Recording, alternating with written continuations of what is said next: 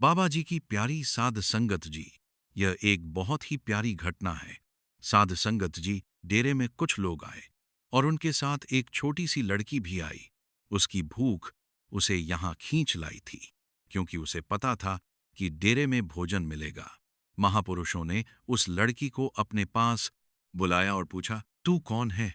उस छोटी सी लड़की को थोड़ी झिंझक हुई, क्योंकि वह तो दर्शन करने नहीं आई थी। उसकी तो बस भूख थी। लेकिन महापुरुषों की करुणा ने उसे अपने पास खींच लिया। वे अंतर्जाल जानते थे। वे पूर्ण संत, महात्मा और सतगुरु थे।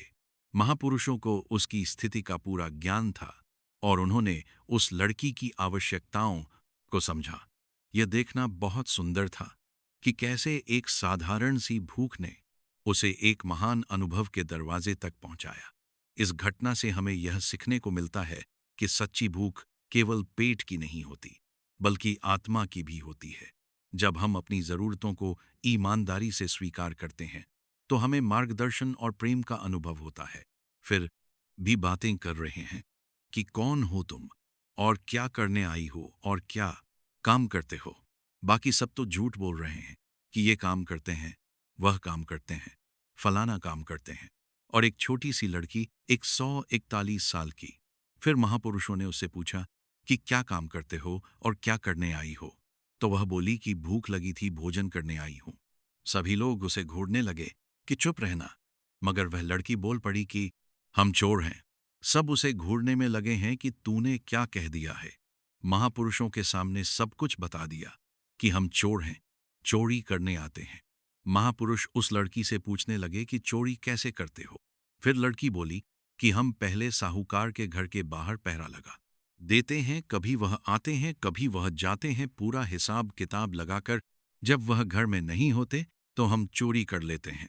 जितना उसके साथ जो परिवार आया था, तो वह सभी उस लड़की को घूर रहे हैं। और उस लड़की ने उन महापुरुषों को सच सच कह दिया। और फिर उस लड़की के सच बोलने से महापुरुष उस लड़की पर प्रसन्न हो गए और कहने लगे, तेरा नाम क्या है? वह बोली, सत्संग से नाम बताया।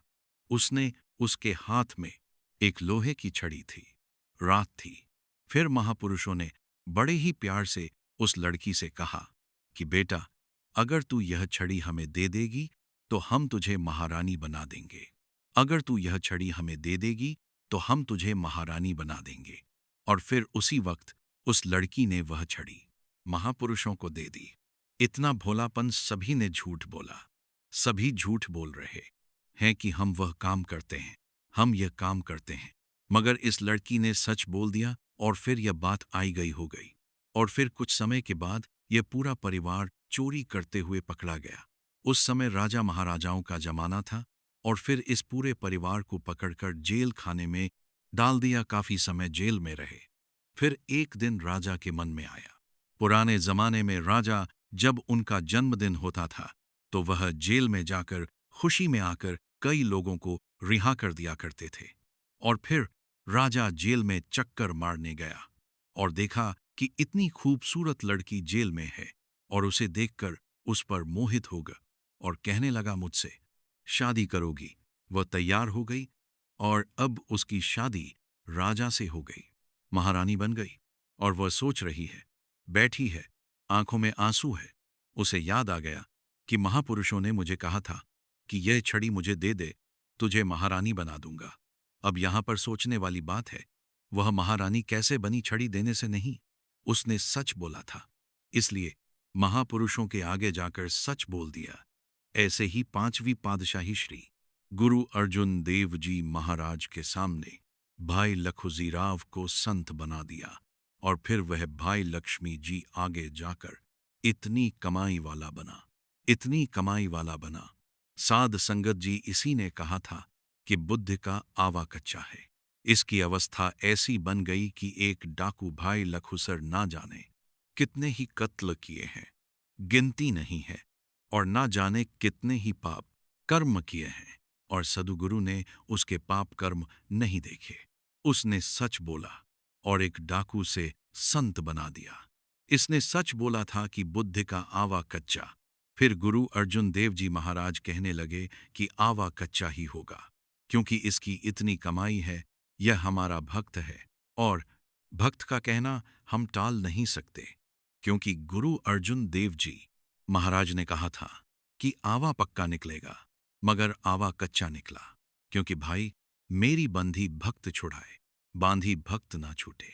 मोह, यह वह सिख, क्योंकि गुरु के आगे सच बोल दिया। क्योंकि अगर सतगुरु के पास जाकर, सतगुरु के दरबार पर जाकर हमने अपने गुनाह बखान हैं, तो फिर सतगुरु महाराज के आगे सच बोलना पड़ेगा। सतगुरु के आगे हम झूठ नहीं बोल सकते। क्यों? क्योंकि वह अंतर्जमी है, उन्हें सब कुछ पता होता है। अगर सतगुरु के आगे मौन होकर सच बोलेंगे तो सतगुरु की कृपा दृष्टि बनी रहेगी, और पता नहीं कब उनकी कृपा हो जाए और हमारे जन्मों जन्मों के पाप कट जाए, इस बात का कोई पता नहीं है। इसलिए सतगुरु के आगे झूठ बोलने का कोई फायदा नहीं है। हम सतगुरु के आगे झूठे भी पड़ जाएंगे और सतगुरु से दूर भी हो जाएंगे। इसलिए भाई, जब सतगुरु को सब पता है, वह जानते हैं, तो फिर क्यों झूठ बोले? क्योंकि जितने भी बड़े बड़े संत महापुरुष हुए हैं, तो उन सभी का यही कहना है कि अगर तुझे सतगुरु से कुछ लेना है, उसकी दया मेहर पाना चाहते हो, तो फिर अपना रुतबा, अपना ओहदा जोड़े घर में उतार करके अंदर आओ। अगर यहां पर कुछ बनकर आओगे तो कुछ भी नहीं लेकर जाओगे। अगर आना है, कुछ पाना है सदगुरु से, तो फिर यहां पर भिखारी बनकर आओ, पापी बनकर आओ। अपने गुनाह गिनो, सदगुरु को माथा टेको और सदगुरु के आगे अरदास करो, प्रार्थना करो, विनती करो कि हे सच्चे पातशाह, मैं आपका गुनहगार हूं, मैं बहुत बड़ा गुनहगार हूं, बहुत बड़ा, मुझे बख्श लो। दाता मुझे बख्श लो, सतगुरु महाराज मुझे बख्श लो, मुझे बख्श लो।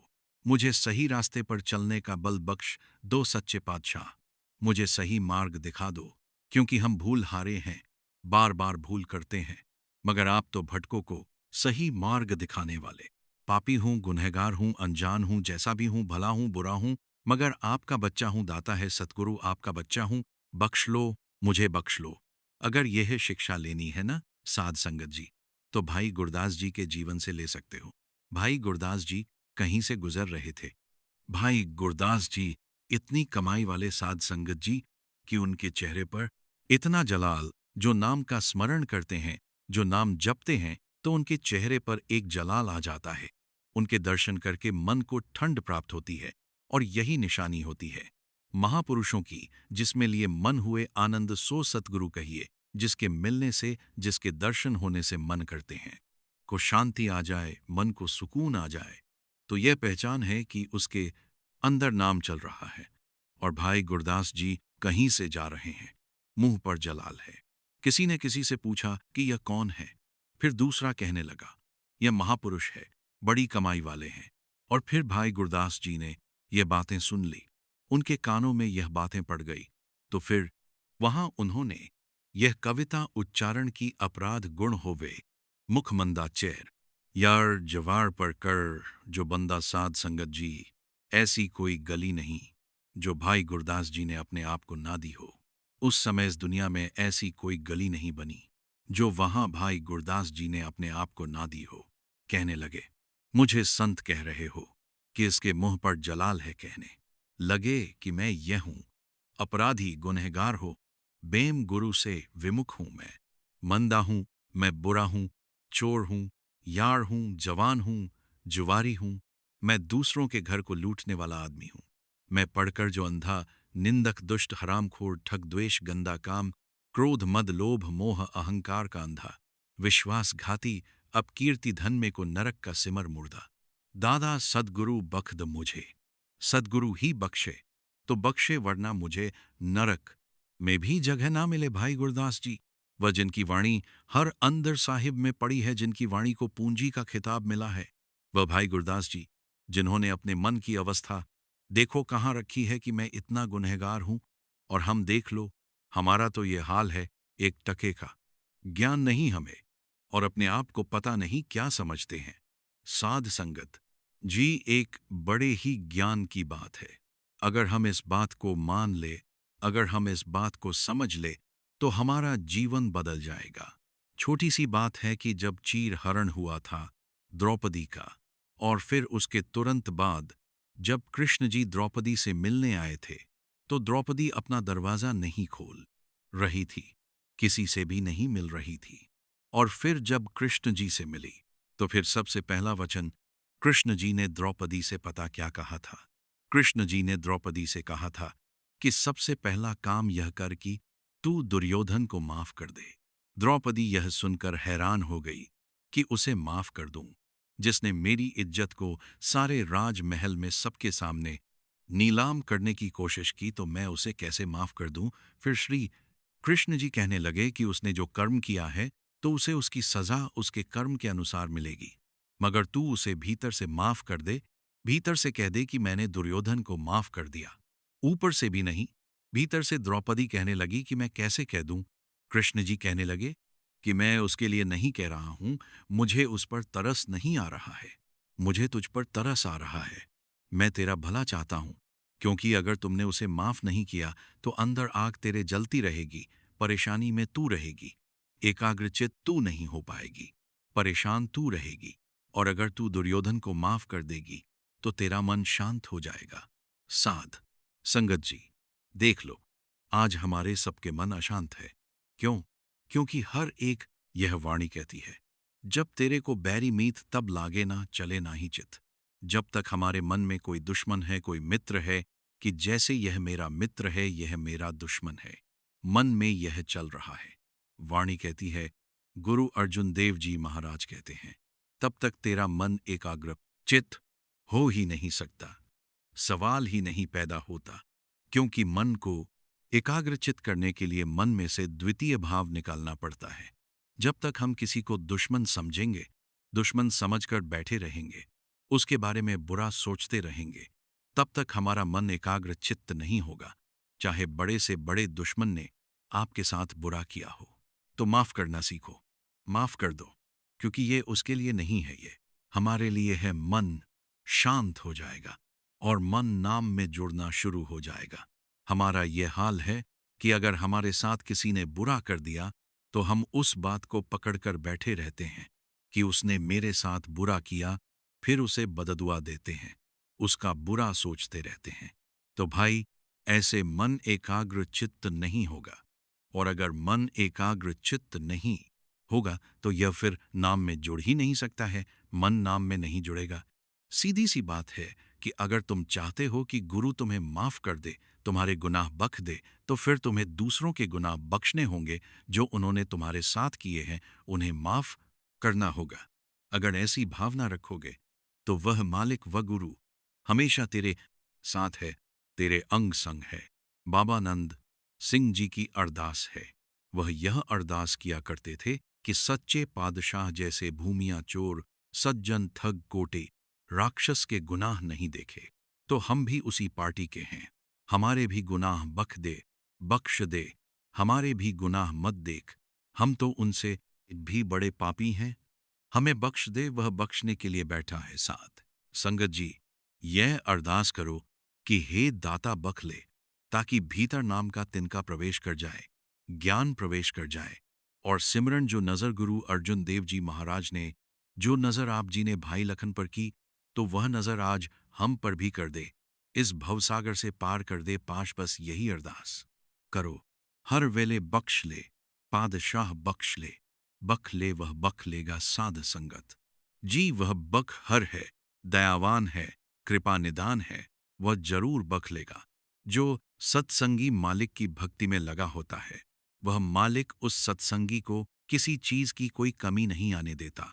मालिक के भक्त जो उस पर विश्वास रखते हैं, उसके हुक्म में रहते हैं, उसकी बंदगी करते, मालिक उनके साथ क्या क्या खेल करता है। आइए आज के इस साखी के माध्यम से जानते हैं।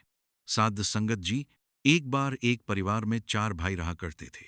उनके माता पिता पूरे हो चुके थे, शादीशुदा तो चारों ही थे, लेकिन 3 छोटे भाई दिन रात कारोबार करते थे रहते। लेकिन बड़ा भाई बहुत ऐशपरस्त था, वह कोई कारोबार नहीं करता था और खर्च भी दूसरों से ज्यादा करता था। इसलिए तीनों छोटे भाई दुखी हो जाते थे, सोचते थे कि इसको चौथा हिस्सा बांटकर अलग कर देते हैं। आप ही अपनी जरूरत के लिए काम करेगा, और अगर काम नहीं करेगा तो भूखा मरेगा, और जब भूखा मरेगा तो अपने आप ही काम करने लगेगा तभी तो ग्रंथ पोथियां आगे रखकर बैठ जाता है। कभी गुरुद्वारे चला जाता है और कभी सत्संग में जाकर बैठ जाता है। केवल हम लोग ही खप रहते हैं। वे तीनों भाई इसी तरह सोचते थे। उन्होंने अपने उस भाई को चौथा हिस्सा देकर अलग कर दिया। उसका कारोबार धंधा फिर वही कि ग्रंथ पोथियां पढ़नी, गुरुद्वारे जाना या सत्संग में जाकर बैठ जाना। धीरे धीरे घर की सारी पूंजी समाप्त होने लगी। अब ससुराल वालों ने अपनी बेटी को जो भैंस दी हुई थी वह भी उसने बेच दी। तुम चले सब बेच दिए, पल्ले कुछ भी नहीं रहा। घरवाली ने कहना कि पतिदेव कुछ कारोबार भी कर लिया करो, अब तो हम रोटी से भी जाते जा रहे हैं। तो उसने कहा, बोलिए, रब पर विश्वास कर, वह आप ही देगा। इसी तरह कुछ समय और व्यतीत हो गया। तो पत्नी ने कहा, अब मैं खाना कहाँ से पकाऊं, कहाँ से खाऊं और कहाँ से आपको और बच्चों को खिलाऊं। तो यह कहकर कि रब के ऊपर विश्वास कर, वह आप ही देगा। इतना कहकर वह घर से बाहर जंगल को निकल गया। पानी खोजता हुआ एक छपरी पर पहुंच गया। पानी दूर था, हाथ नहीं पहुंचा। बैठकर कीचड़ दूसरी तरफ करने लगा तो क्या देखता है, एक मटकी धन दौलत के साथ माया के साथ भरी हुई है। उसने झट से उसके ऊपर मिट्टी डाल दी कि मैं रात को लेकर जाऊंगा, अभी सुबह का वक्त है, सभी को पता चल जाएगा। फिर सारे नगर में चर्चा होने लगी, इसलिए वह चुपचाप घर आ गया। अब घर आकर अपनी पत्नी को बताने लगा कि आज मैं पानी के किनारे धन दौलत के साथ माया के साथ भरी हुई मटकी देखकर आया हूं, लेकिन लेकर नहीं आया। उसके ऊपर मिट्टी डालकर ढक आया हूं। तो पत्नी ने कहा कि तुम लेकर क्यों नहीं आए? तो उसने उत्तर दिया कि वह प्रभु हमें अपने आप ही देगा, हमने लाकर क्या करना है। अब उस वक्त उसकी पड़ोसन यह सब बातें सुन रही थी। उसने जाकर अपने पति को बताया कि मैंने यह बात पड़ोसी को कहते सुनी है। हम आंख चुराकर वह मटकी अपने घर उठाकर ले आते हैं। अब वह दोनों चले गए उस मटकी को लेने के लिए। जब जाकर ढक्कन उठाकर देखा तो बीच में काला नाग बनिया बैठा हुआ था। जब उसने फुकार मारा तो उन्होंने डर के कारण मटकी के ऊपर ढक्कन दे दिया।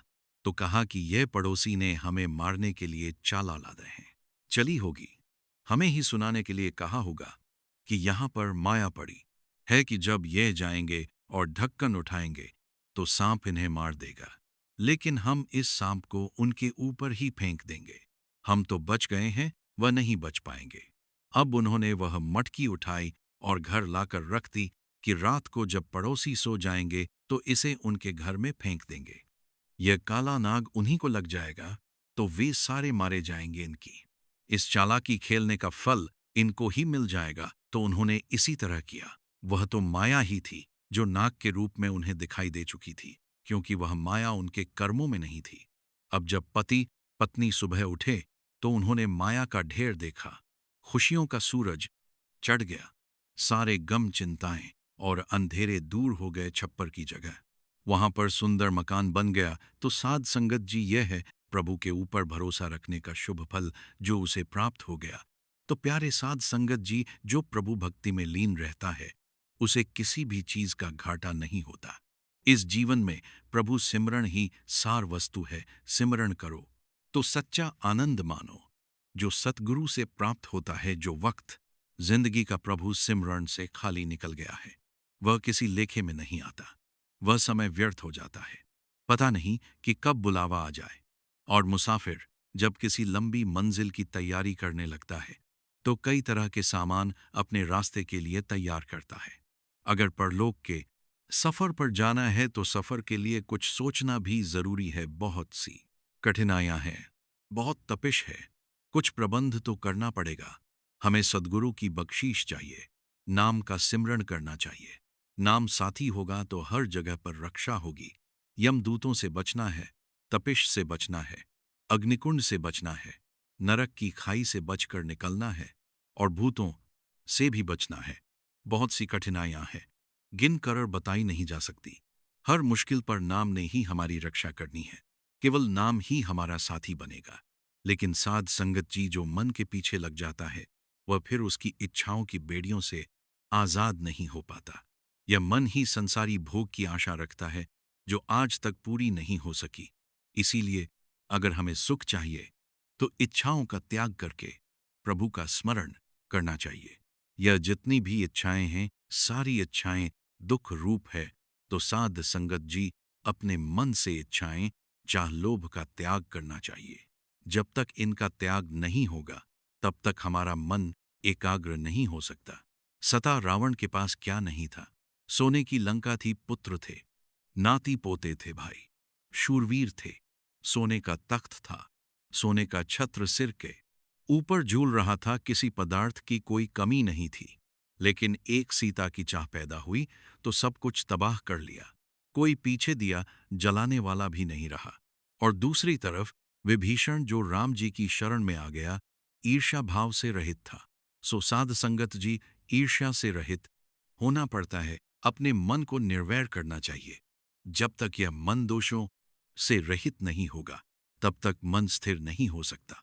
इस मन को बहुत से विकार दबा कर रखते हैं और यह विकार नाम सिमरण की तरफ ध्यान नहीं लगने देते, जबकि इन्हें त्याग करके ही मन की स्थिरता और एकाग्रता मिलती है।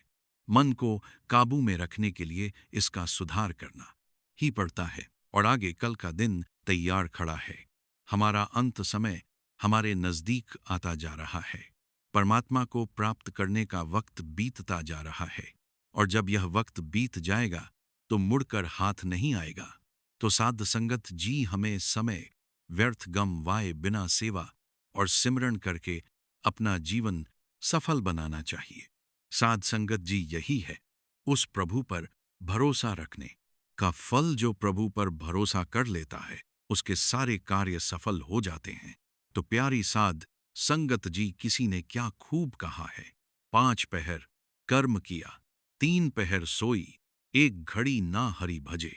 तो मुक्ति कहाँ से हुई? सत्संगी बनना तो बड़ा आसान है, लेकिन सत्संगी बन जाने के बाद हम खुद से और अपने सद्गुरु से जो वचन करते हैं उनको हर कोई नहीं निभा सकता।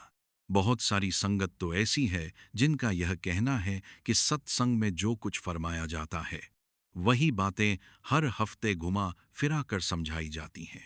इसलिए बहुत सारी संगत तो हर हफ्ते सत्संग पर जाती ही नहीं, और जब उनका मन कर जाए तभी तो वह लोग सत्संग पर चले जाते हैं।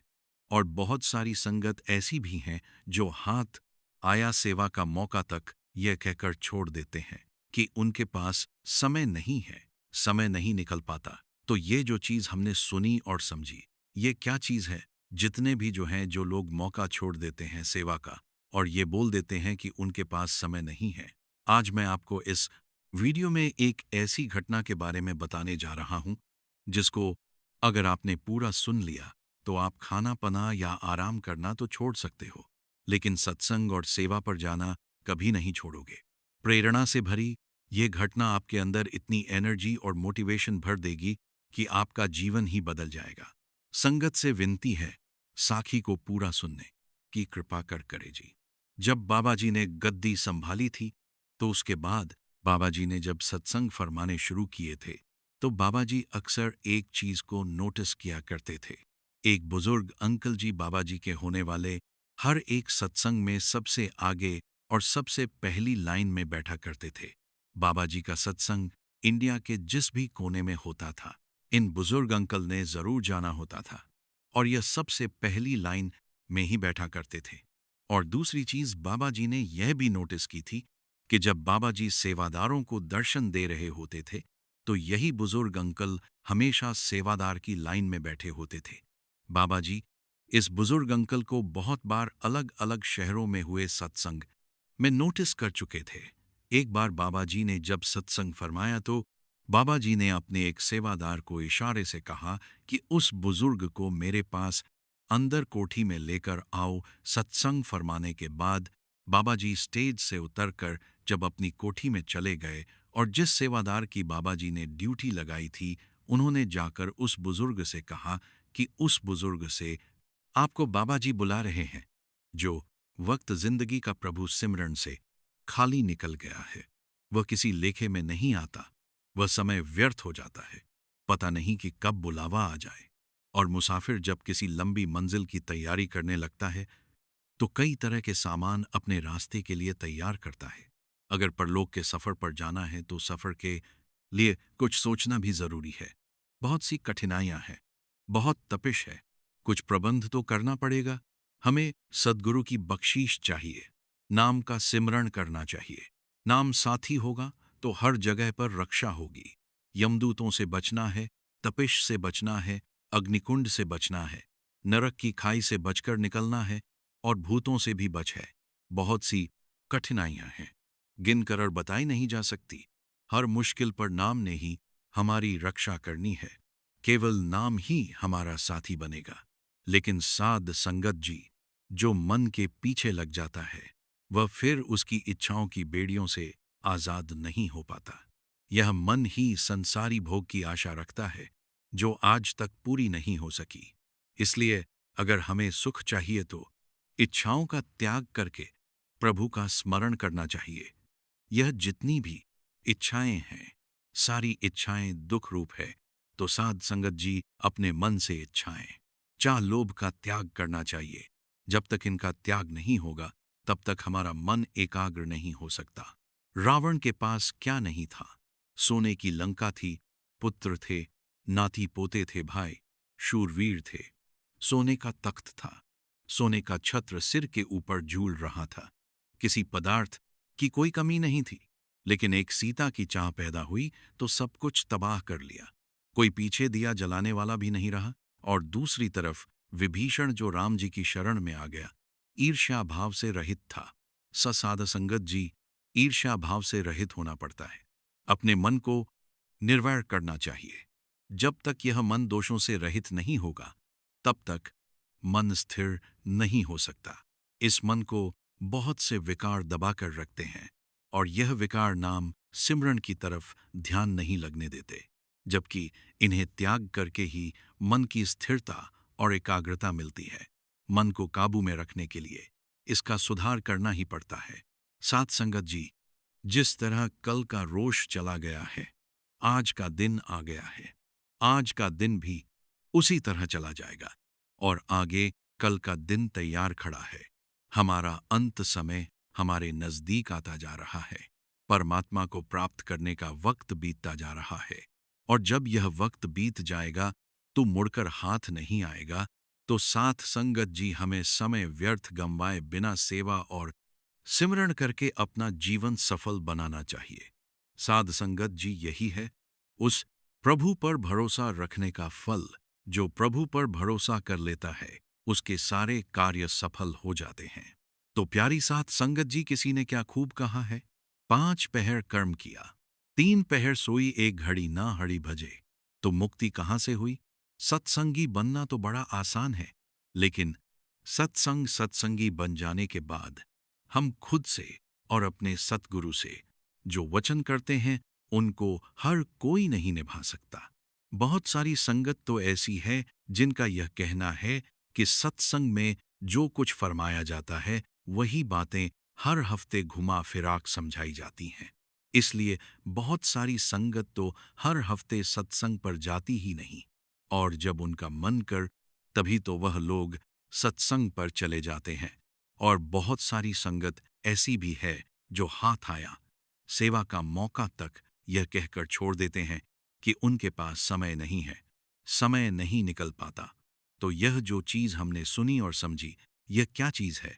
जितने भी जो हैं, जो लोग मौका छोड़ देते हैं सेवा का, और ये बोल देते हैं कि उनके पास समय नहीं है। आज मैं आपको इस वीडियो में एक ऐसी घटना के बारे में बताने जा रहा हूं, जिसको अगर आपने पूरा सुन लिया तो आप खाना पना या आराम करना तो छोड़ सकते हो, लेकिन सत्संग और सेवा पर जाना कभी नहीं छोड़ोगे।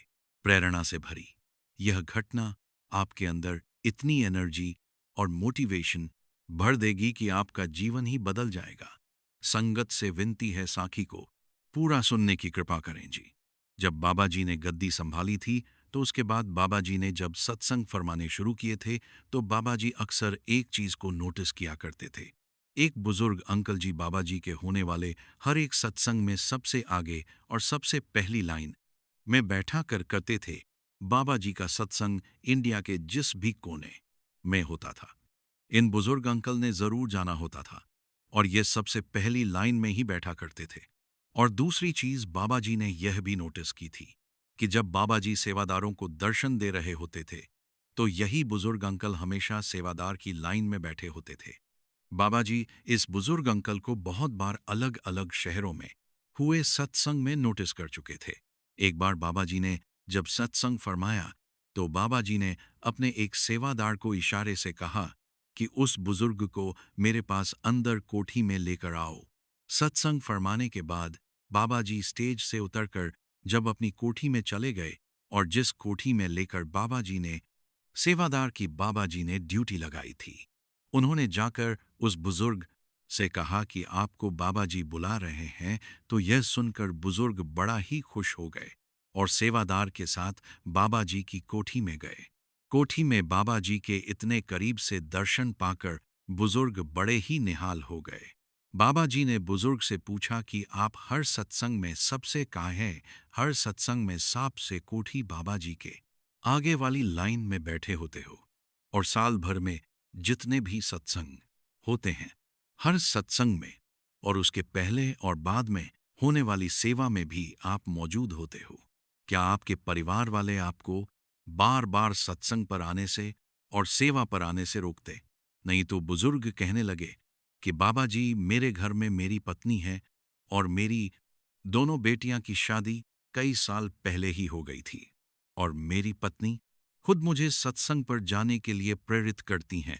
वह शारीरिक रूप से इतनी सक्षम नहीं है कि वह सत्संग में आ सके और सेवा कर सके, लेकिन मेरा शरीर जब तक मेरा साथ देगा तब तक यह शरीर मैंने आपके नाम कर रखा है। मैं मालिक से विनती करता हूं, मेरी आखिरी साल जब निकले तो गुरु घर की सेवा करते हुए ही निकले। बाबा जी तो सब जानी जान थे कि बुजुर्ग को सत्संग और सेवा से इतना लगाव किस लिए है।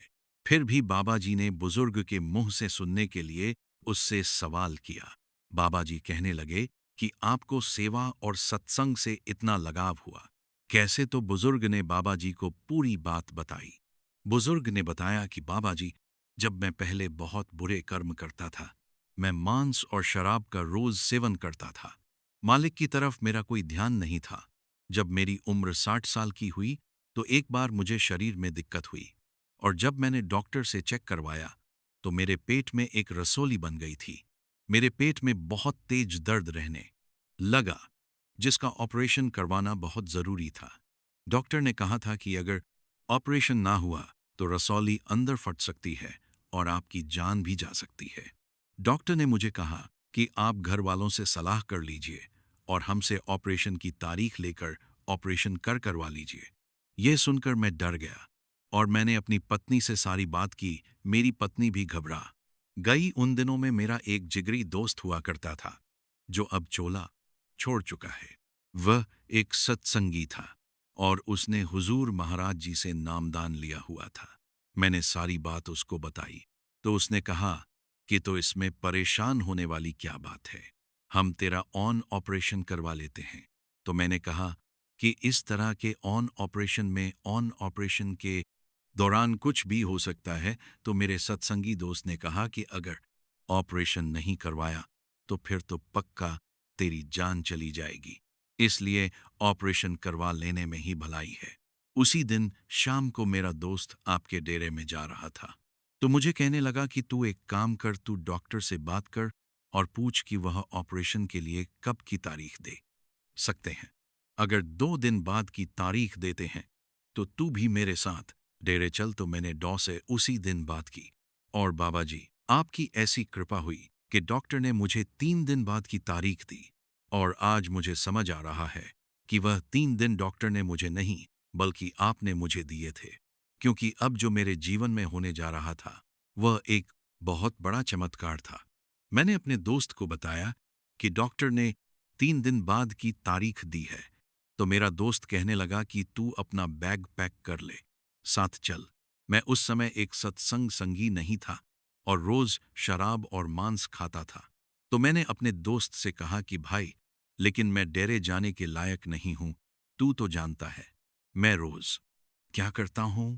तो मेरे दोस्त ने मुझे समझाया कि भाई, अगर तुझे आज पहली बार डेरे जाने का मौका मिला है तो तू कुछ मत सोच और मेरे साथ चल। तो उसके बार बार कहने पर मैं यहाँ आ गया। और वह पहली बार थी जब मैं डेरे आया था, और उसके बाद मैं डेरे का ही होकर रह गया। मैंने आपका सत्संग सुना, और अपने दोस्त को जब मैंने सेवा करते देखा तो मैंने भी डेरे में थोड़ी देर सेवा कर दी। और 2 दिन के बाद हम दोनों वापस अपने घर लौट आए। फिर 3 दिन के बाद मैं अपने दोस्त और अपनी पत्नी के साथ अस्पताल में गया, क्योंकि उस दिन मेरा बहुत बड़ा ऑपरेशन होना था। मैं घबरा रहा था। डॉक्टरों ने ऑपरेशन से पहले मेरी पूरी जांच दोबारा से की। मेरे पेट को स्कैन करवाने के लिए डॉक्टर ने मुझे एक लैब में भेजा, और कुछ देर के बाद लैब वालों ने मेरे हाथ में स्कैन की रिपोर्ट दे दी, जो मैंने डॉक्टर को जाकर दिखा दी।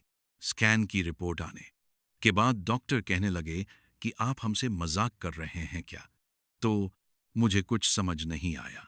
डॉक्टर कहने लगा कि अगर आपने कहीं और से ऑपरेशन करवा लिया है तो आप फिर से ऑपरेशन करवाने किस लिए आए हैं? यह सुनकर मैं हैरान हो गया, और मैंने डॉक्टर से कहा कि ये आप कैसी बात कर रहे हैं?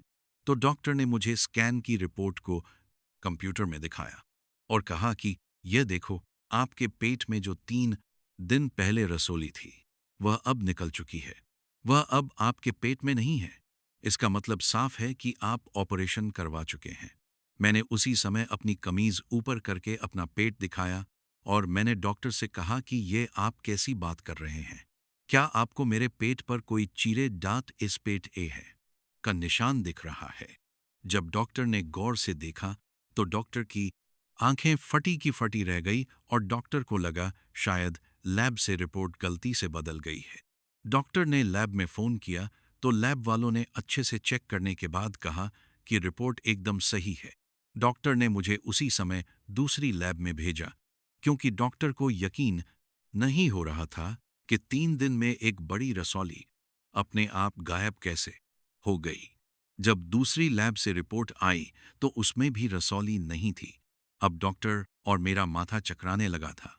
बाहर मेरे दोस्त और मेरी पत्नी को जब यह बात पता चली तो वह भी दंग रह गए। डॉक्टर को अब भी यकीन नहीं हो रहा था। तो डॉक्टर खुद मेरे साथ तीसरी लैब में गया, और वहां डॉक्टर ने अपने सामने फिर से स्कैनिंग करवाई, लेकिन कंप्यूटर में देखने पर रसौली कहीं दिखाई नहीं दी। डॉक्टर कहने लगा कि ऐसा चमत्कार तो मेरे पूरे करियर में कभी नहीं हुआ, और मैं नहीं जानता कि आखिर ये हुआ कैसे।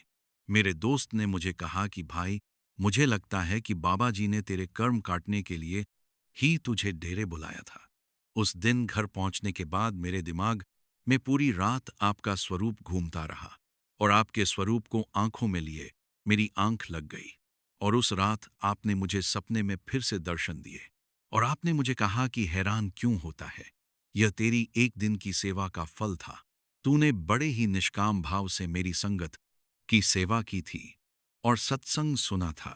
इतना कहकर आप सपने में से ओझल हो गए और मेरी नींद टूट गई। आगे बुजुर्ग बाबा जी से कहने लगा कि बाबा जी, अब आप ही बताओ, एक दिन की सेवा और एक सत्संग सुनने से आपने मेरी इतनी बड़ी बीमारी खत्म कर दी, तो अगर मैं हमेशा सत्संग और सेवा पर जाऊंगा तो मेरा तो जीवन ही बदल जाएगा। बुजुर्ग की बातों को सुनकर बाबा जी कहने लगे कि बेटा, मालिक जब अपनी मौज में आता है तो बड़े बड़े दुखों को खत्म कर देता है। बस हमें कभी भी मालिक से कुछ मांगना नहीं है और मालिक पर विश्वास रखना है। आगे बाबा जी ने कहा कि भारी सेवा और सत्संग तो अच्छी बात है, लेकिन हमें जो असल सेवा दी गई है, भजन सिमरण की सेवा, उसके लिए हर हाल में समय निकालना है, तभी हम यहां से छूट सकते हैं। इसके बाद बुजुर्ग ने बाबा जी को राधा स्वामी कहा और वहां से लौट आए।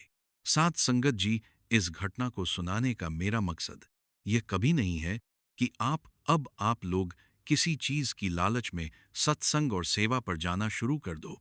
मालिक की मौत कब किस पर हो जाए ये कोई नहीं जानता।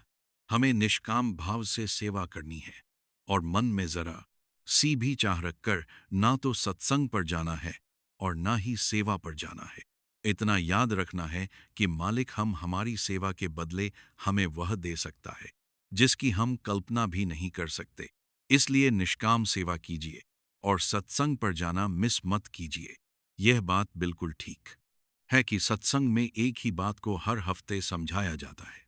ऐसा इसलिए क्योंकि जब एक ही बात हमारे दिमाग में बार बार डाली जाएगी तो हम उस पर अमल करने लगते हैं।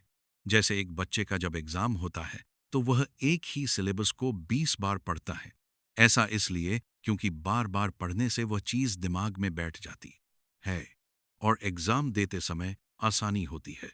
जैसे हमें जीवन जीने के लिए रोज खाना खाने की जरूरत है, ऐसे ही परमार्थ में तरक्की पाने के लिए हमें हर रोज सत्संग सुनने की भी जरूरत होती है। इसलिए सत्संग पर हमेशा जाएं और सेवा का मौका मिले तो ना छोड़े। इसी के साथ मैं आपसे विदा लेता हूं। कमेंट में राधा स्वामी जरूर लिखना। राधा स्वामी।